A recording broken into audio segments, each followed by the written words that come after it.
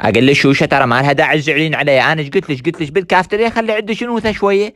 يعني اليوم حتى 11 نزعتي. يعني منها ولد بالجامعه وزحمه مو لا ما تحكين. شوشه حبي مع احترامي لك صفنا للمطي.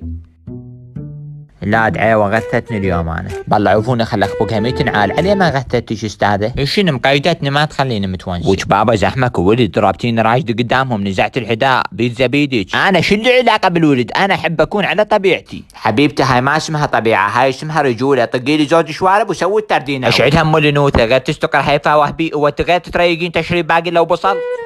ولك ايه بابا ذن تسويهم بالبيت مو قدام الناس. اي صدق حبيبتي. تخيل حبيبي اليوم يقول لي منين هذا الولد اللي قاعد وياه؟ خلي ياكل تبن هذا وينشب له خبقه 100 عال. هو هذا حتى شواربه ما خطات بعد هنا مسوي روحه عاشق براسك وانت مصدقه العوبه.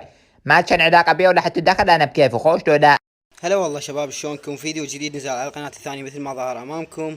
اضغط علي وشاهد الفيديو. طبعا فيديو جدا مضحك، اتمنى ينال اعجابكم. لا تنسوا الاشتراك بالقناة الثانية وشكرا.